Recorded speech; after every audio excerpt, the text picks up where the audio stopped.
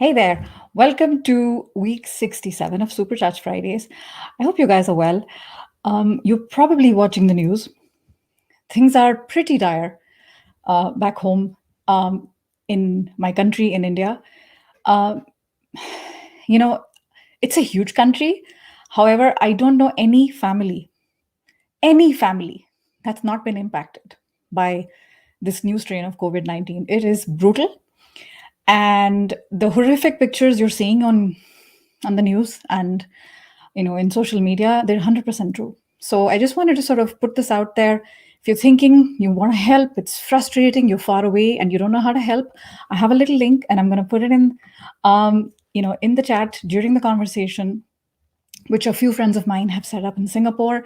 Feel free to donate whatever little you can, and I just want to say, if all of us aren't safe, no one is safe, right?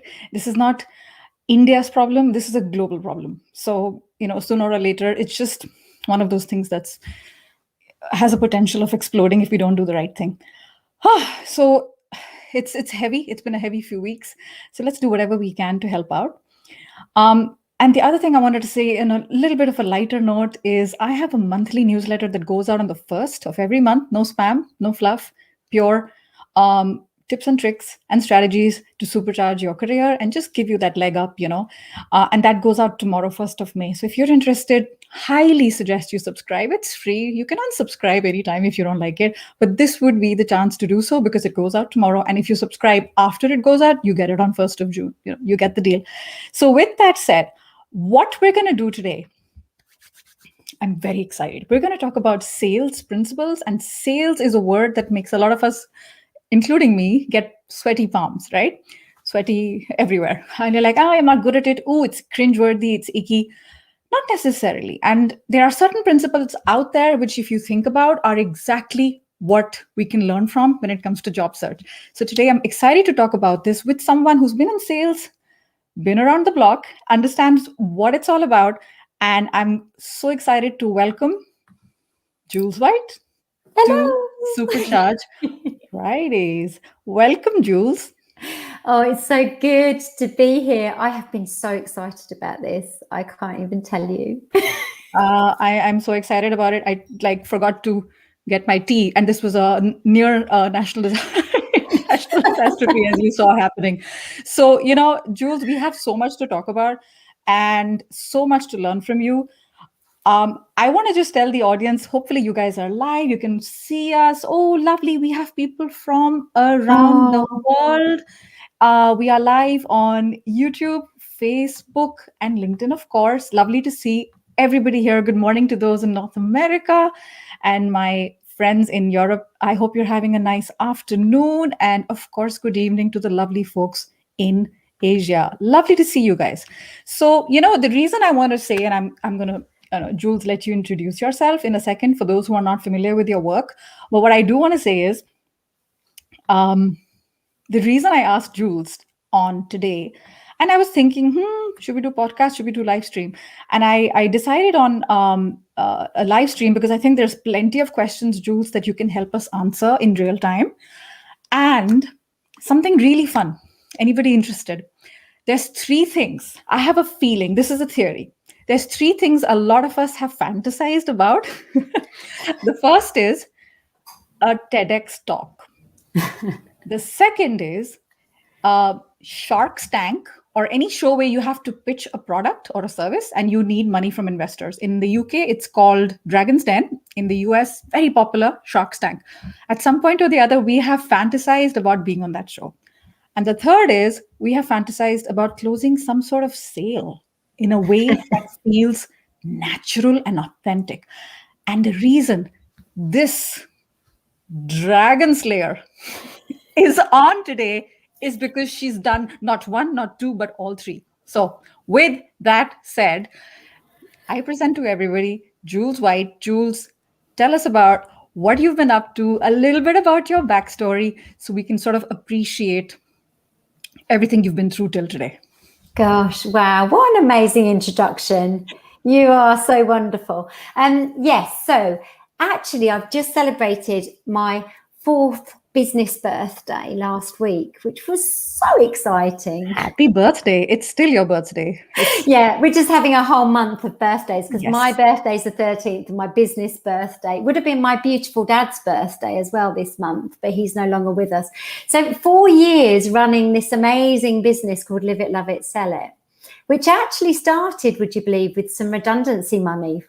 They made me redundant. It was my third time I'd been made redundant. What a rotten thing to happen. Yes. And I'd got 3 months money. I mean, lots of people will probably resonate with being made redundant. Yes. I got 3 months money and I thought, what shall I do? I thought, I am never working for anyone ever again.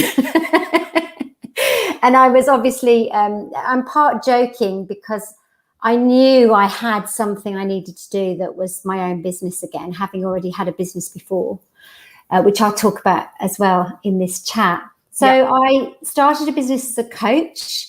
I decided I would just coach everyone on anything for everything. You know, it was like, you could come to me for anything, you know. And I was chatting to my old Yellow Pages boss and I told him this and he said, Jules, you need to be specific.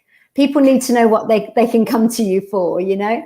And what is it that you want to really do? What are you really good at like this? And I said, oh, I don't know. And he said, Jules, it's sales. You've been brilliant at sales all of your career. And he was my boss at Yellow Pages, you know. And I was thinking, blimey, I didn't think he liked me that much. And he said, you need to be a sales coach. He said, that's what people want help with. So I started my journey as a sales coach.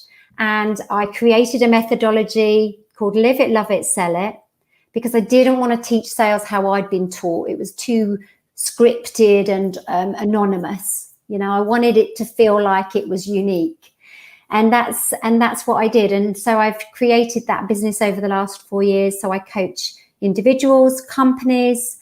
I do podcasting, as you said. I wrote a book. I had a TEDx talk in Brighton, which was amazing. So I've had a very amazing 4 years. Amazing. Oh, wow. Live it, love it, sell it. Now, guys, doesn't that just get you excited? So amazing. Fantastic, Jules. So we're going to understand from you. And I saw this comment and I couldn't agree more. And I think, Stefano, what you have sort of verbalized here is what a lot of us are thinking. And I'm sure Jules hears this all the time. Sleazy car salesperson in a checked suit. And I had a very interesting guest on my podcast, and I know you know the name Bob Berg, and he describes sales as, so not that, because that, he says, is selling something to someone they don't need, is stealing effort, money, time, etc. So what is your, how would you describe sales? Yeah, for me, I think the thing about sales is I've actually been selling for 30 years. So if I put all of that 3-0, together, 3-0. I'm just putting it out there. 3-0, 30 years. Guys, she's been around the block a little bit. She's not new kid on the block who just learned a thing or two about sales during COVID. She's been there, done that. That means you've seen a couple of downturns in terms of the economy as well. Absolutely, yeah. Recessions, but equally been trained to death how to sell. And this is the big thing for me. And I was always trained to say certain things and make sure the customer went on the journey at the pace of the salesperson and make sure you upsell them this and that.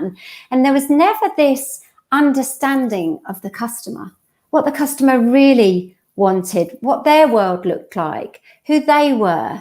You know, and what I really wanted to bring to sales was this whole uniqueness about not only us as people, but every single sale is unique because it's with another person who is also unique. So for me, sales was about relationships. Every time they trained me how to sell, I would go back out the door the other side. I would just be me and have a chat and just be curious and listen and engage. And for me, that was the real core skills of selling.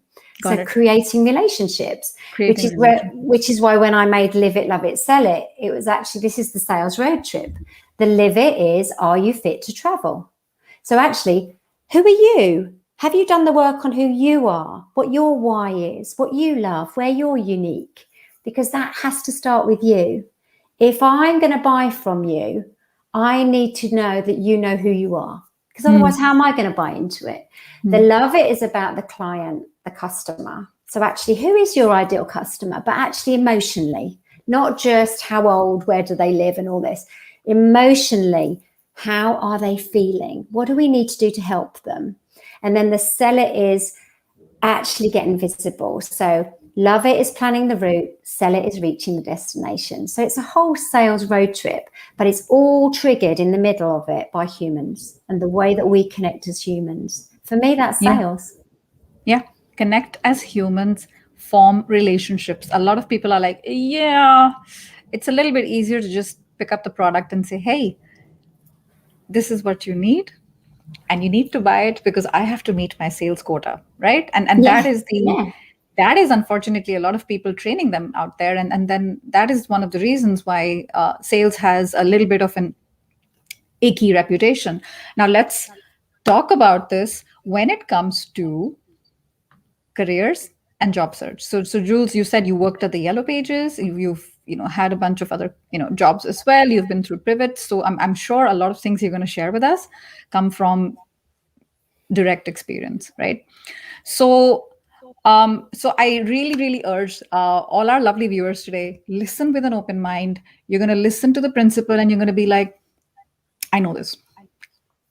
Wait. One of the things that Jules said is be curious. You may have heard the principle, but number one, have you applied it actually? And number two, have you heard it from Jules? Because she's going to have a point of view which you or may not have heard before, which is why I love that you call one of your methodologies unique human proposition. So what is it that makes you human? What is it that makes you unique? So fantastic. I can't wait to dig in. So let us talk about those sales principles. And they are timeless. They are across industries, across cultures. It doesn't matter where you live, what you do. So Jules, tell us about the first one. Yeah, so the first one's about being unique, being you, be yourself. This is a big thing, not just in sales training, but also in interview situation. We often will go in and we're quite apprehensive. We feel like we have to speak in a certain way and maybe, wear certain clothes. And it's all very prescriptive, isn't it, with interviews? Yeah. I've found in my past career. And I think one of the big things about this is I think we need to be brave, and I think we need to be honest and show up as true us, because we'll be different. We will stand out from the crowd and people will really know who they're getting. So actually, after you're employed, you will be you, because even accidentally you'll be you. And then if you've not been you at the interview, suddenly you're someone different that they've employed. So the be you piece is so important. And in sales, it's why somebody will buy you, because they feel like you're being genuine. You're being genuine. Got it. Yeah, so that means you first have to like who you are. Yes, that's the limit. You can't be who you are. That's the limit. You got to know who you are. You got to like who you are. It's very difficult it's very easy for someone to say, yeah, just be yourself. I think that is one of the most underrated pieces of advice. And it's also one of the most misconstrued ones. What does it mean to be yourself? I'm a little bit like annoying as a person. Does that mean I show up a little annoying, etc.? So because I've been told be your authentic self. What does that mean? But at the same time, the unique thumbprint that you have that no one else has is your superpower. But you gotta know what it is. When you know what it is, you attract people who are looking for that exact same superpower. Yeah, absolutely. So some of the things that we talk about when I talk about UHP, so obviously a lot of people may have heard of USP, your unique selling proposition, which was hammered into us all in our training. But actually the UHP is much more powerful because it's the unique human proposition, which is actually who you are. So people are going to buy you. And the things that make you this unique person are your values, your strengths, your language, how you show up. It might be that you always wear pink.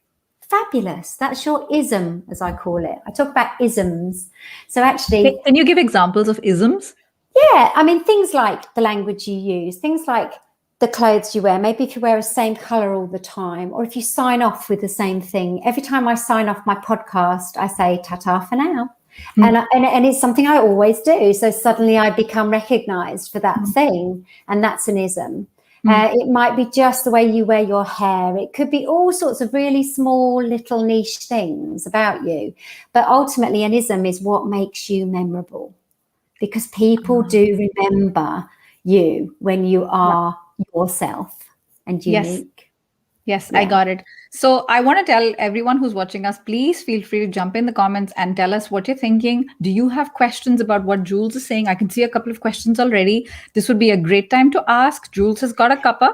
I have my cuppa. We're not running anywhere. We are here for you. And it's not just Jules and me talking. It's all of us having a gigantic fun conversation. And feel free to connect with each other in the comments as well. If you see something that someone said and it resonated with you, go back later and say, hey, I saw you on the Supercharge Friday thing and would love to connect. Do that. This is a great time to do that in the absence of in-person events, which is the case for a lot of us. So we're getting a lot of fan comments about UHP. I love it.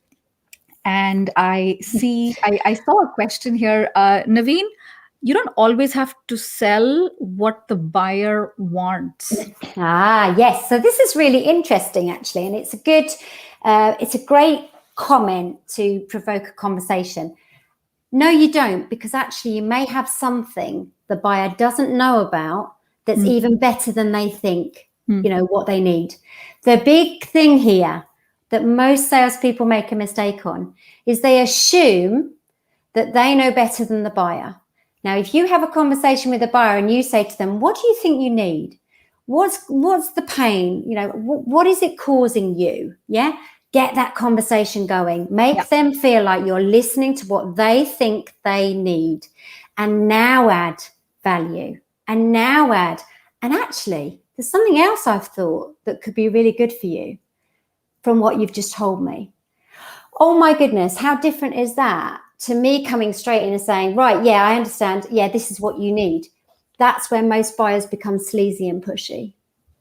Correct. And the other issue with what you just said is, I know this better than the interviewer / prospect customer, right? Yeah. That is coming from a place of confirmation, not curiosity. And confirmation and curiosity can't coexist in your head. You can either be curious or you can be, I got it. Yeah. Let me interrupt you with my overconfidence. Yes, this is what you need. The person's like, no, this person was not a good listener. I'm not. You may have been a good listener, but according to the prospect or according to the interviewer, you're not a good listener. So they're like you said, ta-ta for now. You're out of the picture. You're out of the picture. Absolutely love it. But it's a great question. It is a really good question. But it's the way you do this is the really important bit. The experience that you create. Correct. And Naveen, there's also a philosophical angle to it, which we are not going to go into now because this is a very healthy discussion, but we could be here all day. So hopefully that helps you a little bit. And Lauren's asking, and I see that, by the way, a little plug, for those of you who happen to be on iOS and are familiar with an app called Clubhouse, we are live every Monday at 9 p.m. Belgium, 8 p.m. UK. It's very late in India. To all my friends in India, it's like 12:30 at night in India. But we get together, and one of the people we get together with is another fun friend of ours called Kevin, and that group is called Fab Four and Friends. And if you like what we're talking about and you want to join the conversation one Monday, come in. In India, if you're having trouble falling asleep, just come in and join the conversation. It's called Fab Four and Friends.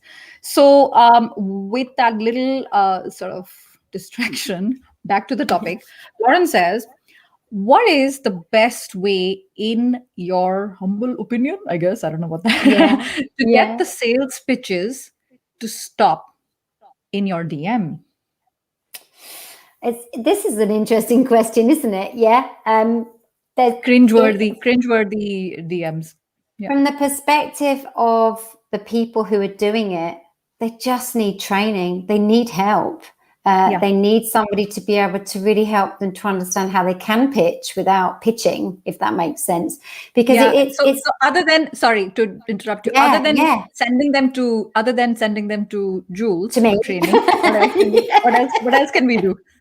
Well, I have taken time to respond to bad pitches, but it would take me a lot of my time if I did respond to all of them. So I have done that before because I've wanted to come from a place of helping. But ultimately, I tend to either ignore or just say I'm not interested because it's much quicker. And I think as well, there's this piece, we did this in our Clubhouse room, by the way, didn't we, Sonal? Where we talked about actually, do you accept requests, connection requests, and do you need a message with it? And it is about how you accept these new connections. I can usually see a mile off they're going to pitch to me straight away, depending on how they connect with me. But that's just something I've got to know. So yeah, so there's two things. There's the element of understanding who you're accepting as connections, and if they start pitching, decide what you want to do with them. Some people block them. They go the whole hog. Space. It's your space. Do what you want. Yeah. If you have patience today, I did this. Someone reached out to me, and she's a graphic designer. And within the minutes of me accepting, I can design your logo. No asking me anything. I said, hey, thank you so much. I'm not interested right now. Can I give you a little bit of feedback? She said, absolutely.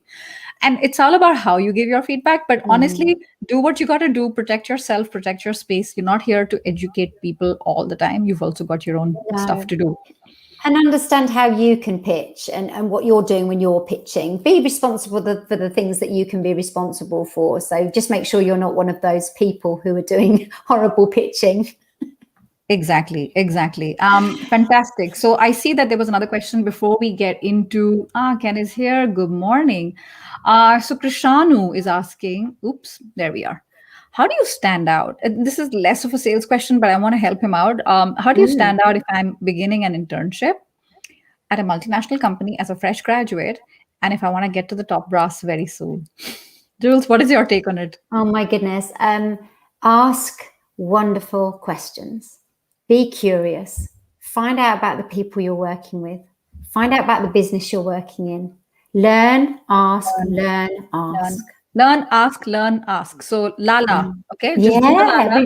We just made that up, didn't we? We just made that up right now. But do the Lala, learn, ask, and absorb like a freaking sponge. Don't let it just like, oh yeah, I heard it. It's out in a second. Learn it, apply it. But the Lala works. So fantastic. Massively. I see we have a few other questions and comments. I promised to get there. So just want to proceed a little bit with the sales principles that we're talking about. The second principle. Oops, I put it up too soon. Yes, no, it's my favorite. Yes. My favorite subject. Tell us. Storytelling. It's just one of the most powerful things we have as humans, not just in interviews or sales. Humans, stories. I mean, I can do a whole section on stories. It's just incredible. But it's the biggest way we connect very naturally as humans, because we resonate, with the story. And it comes to life. And there's a really great statistic, which you're going to love. 63% of people remember stories, and only 5% of people remember statistics. So when you're pitching, write that down, because this is very, very important, almost like a tweetable. 63% remember stories. Only 5% remember statistics. Yeah. What about the remaining 63 plus 68? What about the remaining 32%? They weren't listening. They don't, or they don't remember anything. Oh gosh. But the thing about that is it's a statistic, which is really always amuses me. But it is so important that we understand that stories are such a connector, and we can tell stories in lots of different ways. So in an interview, it's amazing if somebody had a question for you in an interview and then you actually related it back to a story, rather than saying, yes, I've done that, that's great. But if you then tell a story, my goodness, that's so memorable, isn't it? That's a real UHP moment right there, isn't it? Yes. So. And someone who's listening today, Jules, they're like, I've heard storytelling is very important. And by the way, I've done a couple of sessions on storytelling, so I'm gonna link them in the comments. But if I forget to link them, go to LinkedIn, #Supercharge Fridays, #storytelling. You'll find it. It's there. So yes, horse to the well. No, you go to the well, make it work. So someone who hasn't attended that session. So Jules, they're like, yeah, we know storytelling is important. How do we start that? I think one of the things I do with my clients, and this isn't necessarily about interviews, but looking at their sales, is I get them to map all of their really great stories that connected them as an individual. So this is about their uniqueness. So I tell the story, for instance, about my dad when I was a little girl growing up, and my dad ran the local sweet shop. And that's where I fell in love with sales, because I watched him serve his customers. And I talk about all the principles that now I believe are the sales principles that we talk about today.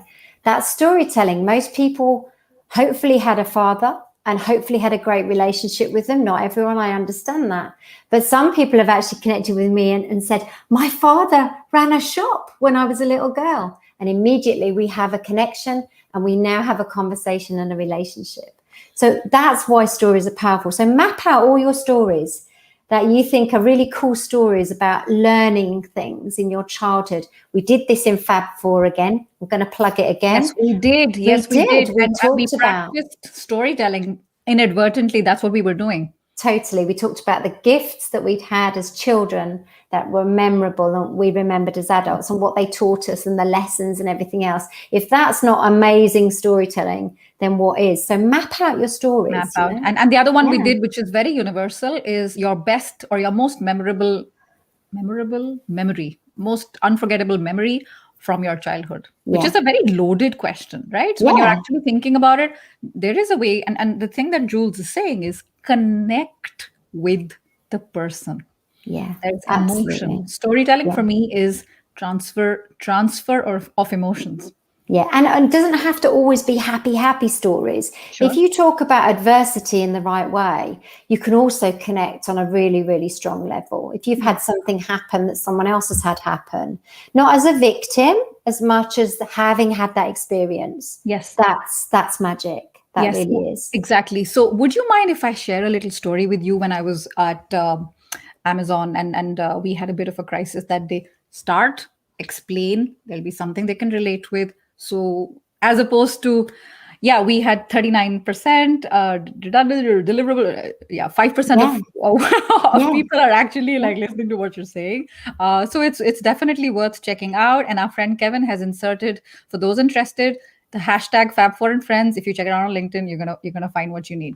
Cool. Have we got time for me to just really quickly tell you a story? Okay, everybody, get your cup of tea or coffee. We are listening. This is Story Time with Jules White. Let's go, Jules. Let's go. Well, it actually relates back into the guys who say, they're target driven, and these salespeople who are just trying to get the deal, to get the money and the revenue and get their monthly paycheck. I was working at a venue and we were £2 million off the target we needed to hit. So the target was 6 million. £2 million missing it, which is big. Yeah. Our sales and marketing director was exited from the business, and Jules White, who was a national sales manager, was put as head of sales. All of a sudden, I'm now the boss of my colleagues. I'm in the middle of this sales team of 14 who are on their knees. We're missing target by 2 million. The sales room is silent. There's no figures on the wall. I mean, can you imagine? So actually, one might think that what I'd have to do is start really pushing on target, pushing on calls, doing the numbers game. I didn't do any of that. I looked at the whole team, 14 of us, and I said, who are you all as individuals? What do you love doing? Why do you work here? Where are your strengths? And what shall we get you to sell? And why do our customers buy what we've got to sell, and why do they come here? And we started to work as a team on the live it, love it, sell it principles with our UHPs as individuals. And after 18 months, we smashed the £6 million target, and we hit it by £180,000. And that's a true story. And the reason I tell it is because we never focused on the targets. It was always about, what have you done? What are we celebrating? Who's come? Who's new? What customer came? What did they say? What did they love? That's sales. And when our leaders in sales start to realize that it starts with the people, because people equal revenue, then everybody's going to stop fearing sales, and everybody's going to love the principle of relationships around sales. Beautiful. And that's my story. Beautiful, beautiful. I want to observe a few things here, which I think are going to be very valuable to the listeners. Now, Jules just told us the story. If you're listening, you listen to the story. If you are really listening and you were 100% present, you're going to notice she applied some of her principles. She connected with the audience. She painted a picture, and the picture had details. 14 people, the mood was down, no figures on the wall, 2 million down. Can you imagine? She used the thing. Can you even imagine? So you were feeling it, you were with her. It comes down to a lot of practice. Get this right, because storytelling can make a massive difference in terms of what you are saying and what people are actually listening. So practice the storytelling. Do not wing it. I got this. I got it figured. No, take your time. It's definitely worth it. Fabulous. Jules, national sales manager. You had 2 million down. You ended up meeting 6 million. Wow, that's a superstar stuff. That is superstar stuff. So we are definitely learning from the best. Cool. So I see we have a few questions and people have been waiting, and here we are. Hi, Isabel. So Isabel says, very often a seller doesn't listen and tries to sell you something you don't need. How do you deal with that? So we talked about it earlier, but what's your favorite strategy? I do a lot of work around listening as well, Isabel, and I think it's such an important thing, isn't it? If somebody's trying to sell me I don't need, I'm basically not going to buy it. So, nobody's going to win. No. And I feel like sales has to be win-win. Yes. It really does, and that's another principle I think I talk about that I don't realize I do talk about. Is this win-win? Listening is a very, very important skill. And Sonal, this is the same as storytelling. You've got to practice listening, because it's, when you really listen, and I've got lots of exercises in my book around listening, and I've done a couple of webinars as well. You've got to practice it, because you don't realize how hard it is to listen. And you've got to try and listen. Sorry, go on. Check out the book, because everything we're talking about is a little bit on the surface. And if you want to go a little deeper, it's worth checking out. I know it's available on Amazon. And I love that you said that. Just like storytelling, listening is a learned skill that comes with practice. And one of the most, what is the word? It's one of the things we are most delusional about because we all think we're great listeners. Yeah, totally. All of us. However, if we were to do a couple of tests that Jules saying in her book, a lot of us would fail miserably.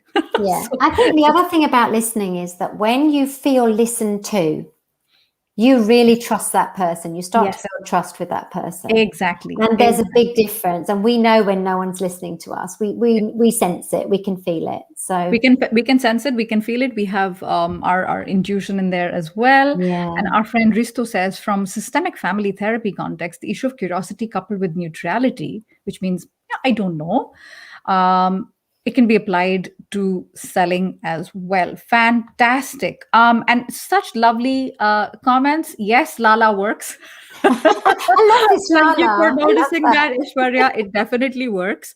And Naveen says, how do you bridge the gap between a sales owl and the HR eagle? Oh, I'd need to know more about what that means. Yeah. Could you explain a little bit, Naveen? Because it's a little sort of a curious question. Yeah, it's very curious. Right, yeah. And I see some questions which are a little bit unrelated to the topic. If we have time, I'm going to go back and promise to answer them a little bit later. And if we don't have time, I will answer them in the comments. So make sure if you're watching me on YouTube and the session is over, I'm not going to be able to see your comments in time. So feel free to put it at the bottom of the video in comment section, not the chat section, because they're not the same. And for example, Indranil, I'll promise to come back to you as soon as I can. And if not, just do what I said. Kevin says, so when did each of you discover you were a natural at selling? And I think that's a great question to everybody here listening. Yeah. The time that you convinced someone, persuaded someone to do something that they were initially objecting to do. My story's got to be from the Dragon's Den. It's got from to the Dragon's Den. Yeah, it's got to be. I think one of the big things to add in here, Kevin, great question, by the way, and hello. Yeah. I think we're all very natural born sellers, but we don't realize it, because every skill you use in sales are the skills you've learned from when you're a child: listening, asking questions, being curious. And those are the real key principles of selling. In the Dragon's Den, I went in and I had a business that had only been going for 2 months. I turned over £2,700, which was just nothing. I'd done 10 parties. I was doing parties selling baby products. And then all of a sudden, what happens is, sorry, my phone just rang then. So now let me just come back to you. You're there. Sorry about that. And all of the time that I was in that den, I never stopped and thought, oh, they're not going to want me. This is such a small business. I've only just started. I said to them, this is an amazing idea. This is so good for mums out there who want to do some work but still be with their babies. Beautiful baby products. We can have parties, try before you buy. And I was gushing all of the things I believed in about my business. And it was a very natural thing because I just believed in what I was doing. And I had two of the dragons pitching against each other to invest in my business. Oh my God. So can you imagine being on Dragon's Den or Shark Tank and you have two hi-fi investors like, I want to invest. No, I want to invest. She's mine. No, she's mine. Yeah, come on. The stuff dreams are made of, right? And I love it that you said that. So it comes down to share your enthusiasm, why you are right for the job, keeping in mind the needs of your target interviewer. Not just, I'm amazing. Absolutely. I really think it's awesome. You should hire me. Enthusiasm and how you're the right fit. So that's what you did. It's not selling if it's true. Not like we feel selling is. We have this stigma attached to the word, don't we? But actually, it was me being very unique and me and being myself. All the things we talked about today, the storytelling that I gave them around why the business started and what I wanted to do with it. And then ultimately, the questions I asked back to them, the way I answered their questions, totally from the depth of my gut was the belief that what I was doing was really good. And I think we should all be remembering that when we're saying it's the live it part of live it, love it, sell it. It's just knowing why you do what you do. Yeah. Yes. That's where it came from.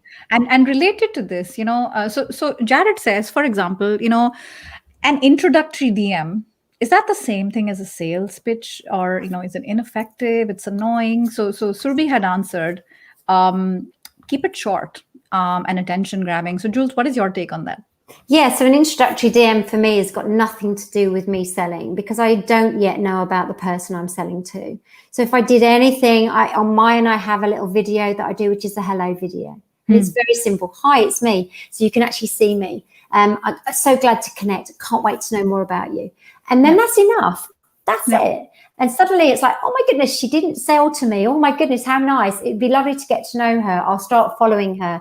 It's that nurturing process that we can't rush selling. We might think we can, but actually it's a nurturing process. No, you can't hurry.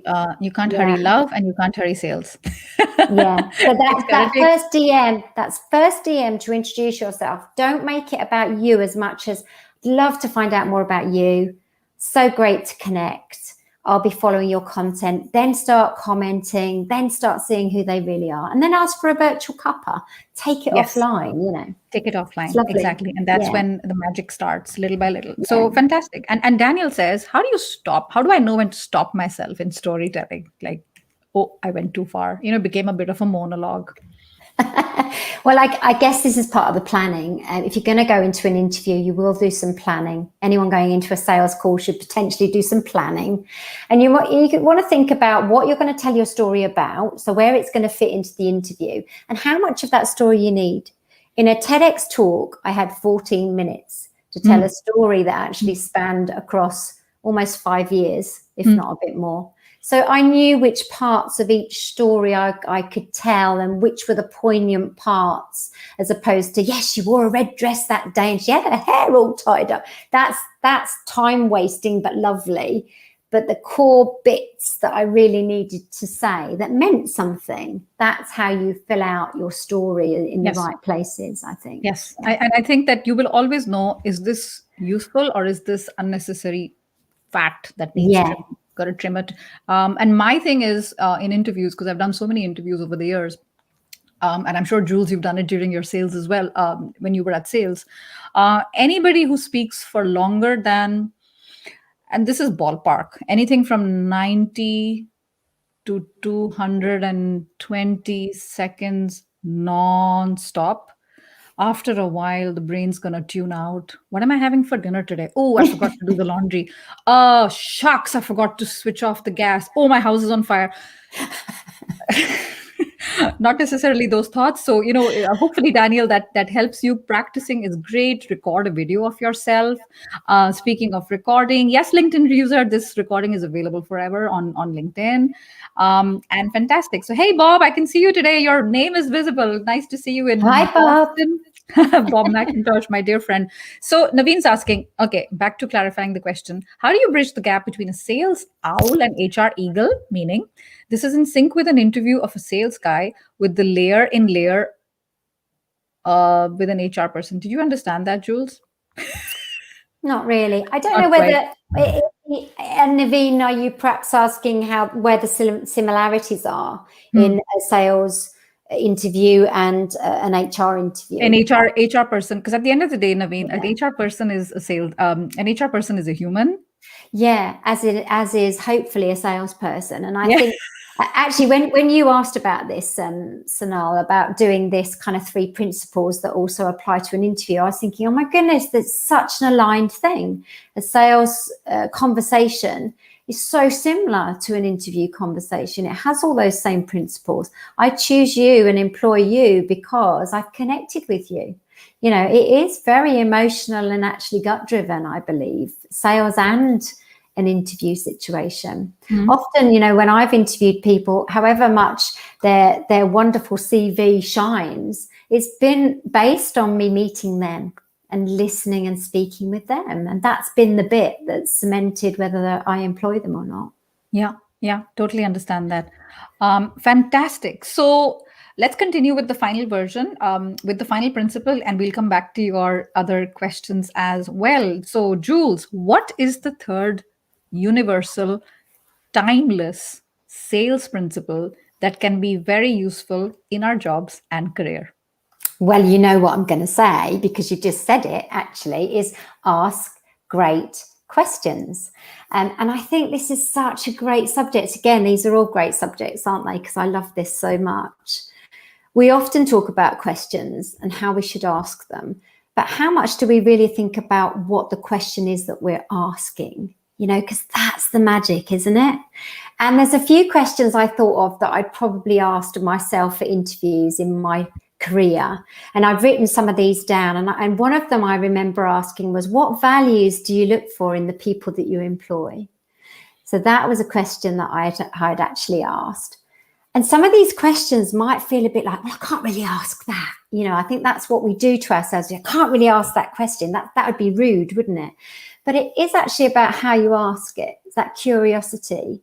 And what would a typical day look like in this role? So actually that shows I'm really interested in what this looks like on a daily basis, But the big ones are the closing questions. So let's get to the nitty gritty, because when we talk about sales, often what happens is we walk away without having really done a call to action or the next step, or maybe even close the deal. That's the bit that everybody's really curious about. How do I do that? How do I do that? Well, you have to ask. You've got to ask. So how did that go? How does that look to you? Yes. Does that sound interesting? And in the interviews I have asked in my career, how do you think that went? I've asked at an interview, how do you think that went? And I've also asked, do you think I am someone who would fit into your team? That's a bold question. It's a bold question. How, I'm going to write that down. How do you think? So in what context was this, Jules? How do you think that went?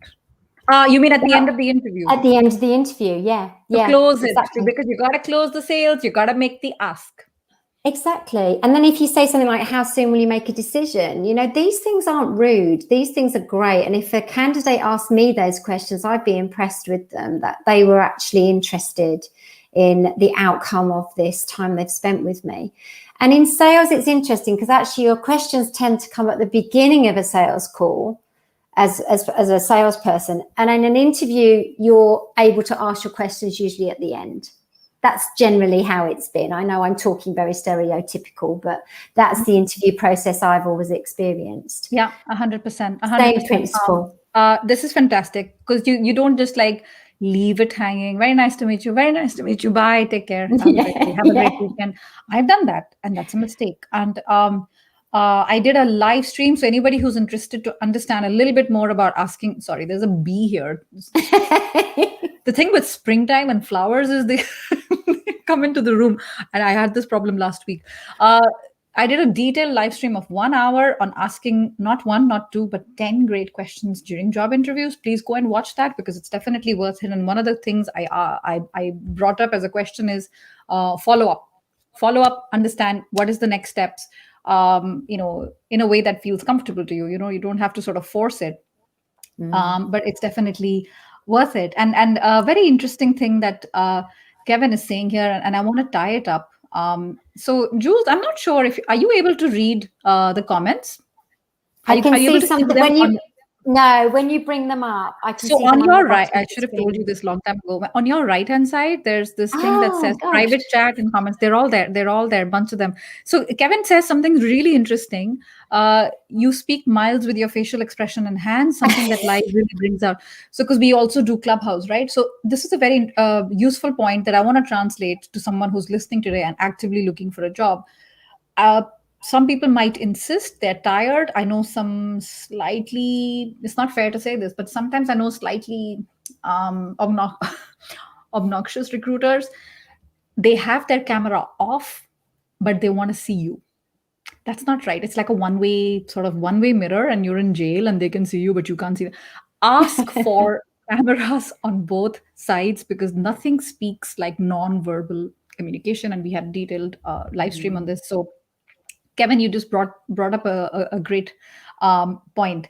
So fantastic. So Chandan, what are the things we should highlight? And so I'm going to sort of rush a little bit because we're coming close to the hour. What are the things we should highlight? If there's one thing that you take away, Jules, I'm just rewinding. You said what was the problem Yeah, and so how if you're you telling, overcame it. yeah, if you, like the story I told about the targets and the way I was thrown into that kind of situation, the highlight points for me are making sure how I did it. So what the problem was, how I did it, what my approach was, and actually what the outcome was. So you've almost got like 3 stages to that story because that's how we story tell. If you've ever heard of the hero's journey, you Yes. often know that that's how that goes. So you get Yes. this kind of dip moment in the bottom, but then actually it ends up Exactly. So, really, Chandan, really Google good. this, the hero's journey, and you're going to get a lot of information in there.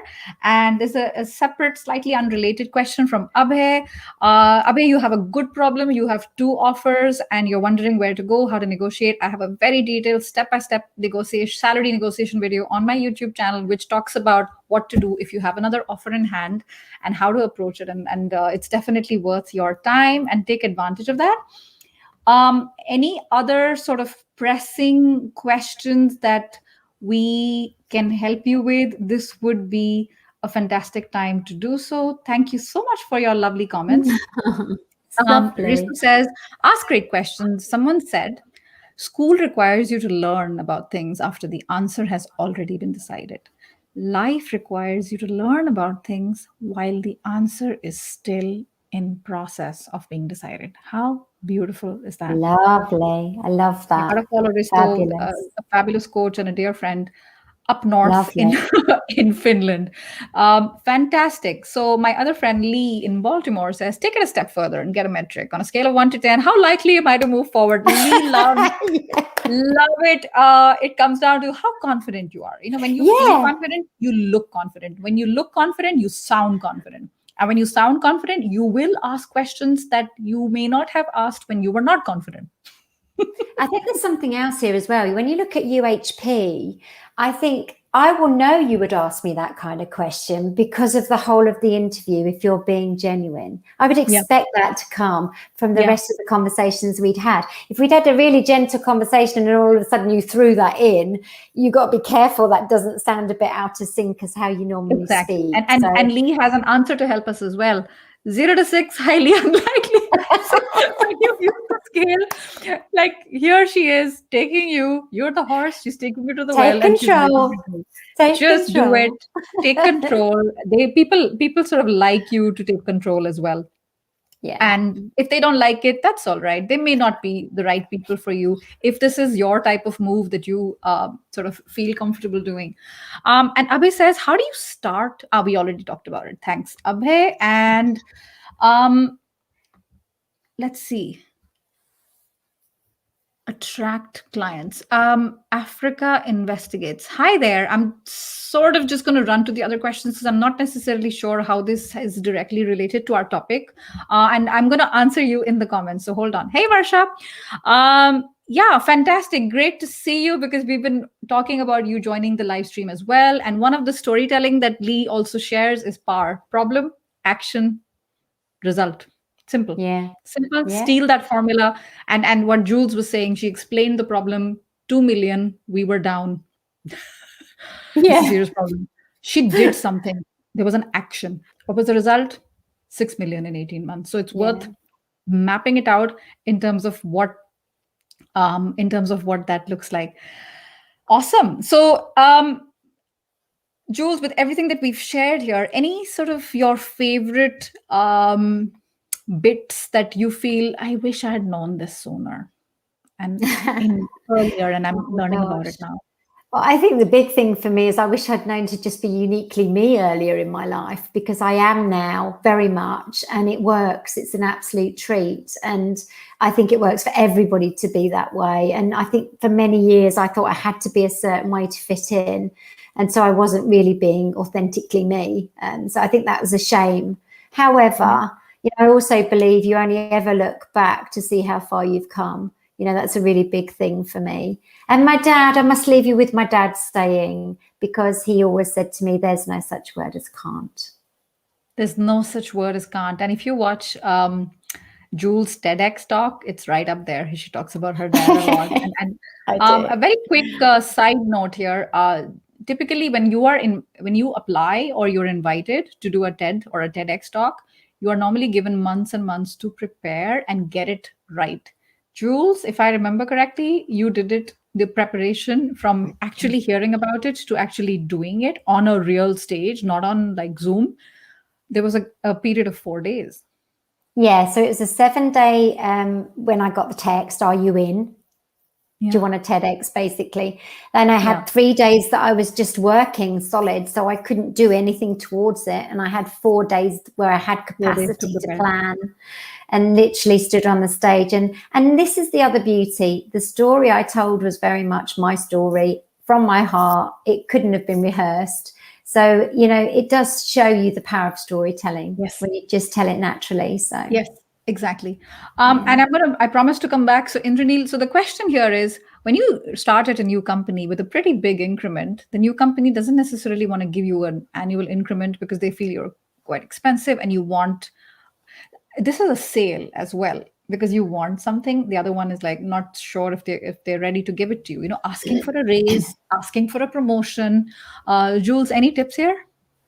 So when you look at it as a sales thing, it's about potentially the same scenario would be that you've agreed on a sale with someone, but actually you want to make it a longer term thing. So perhaps building in, so year 2, if we deliver this, it will cost this. Year 3, if we deliver this, it costs this. Is that what you mean? So what you're doing is you're mapping out actually the longer journey with somebody. And so to get more money each year, you're going to need to be able to say, what are you bringing to the party? So what else are you going to deliver in order for that increment to be there? So I think it's about mapping out a plan, isn't it? And saying, so look, I would love to have my salary doubled next year, but in return, here's what I see I'm going to give you and you're going to get for that.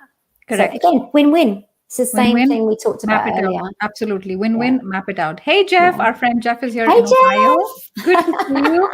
And I think, Ria, you're joining us a little late. We talked about questions and I also shared a resource. Perhaps go and watch the replay. You'll definitely get something out of it. So, okay, Africa Investigates. The question is actually, I'm actually thinking this is not irrelevant. It's actually relevant to job seekers. You're starting in an area where nobody knows you and you need to get visibility, right? Whether you're a startup, whether you're a job seeker, there is a way to see that this is actually applicable to job seekers.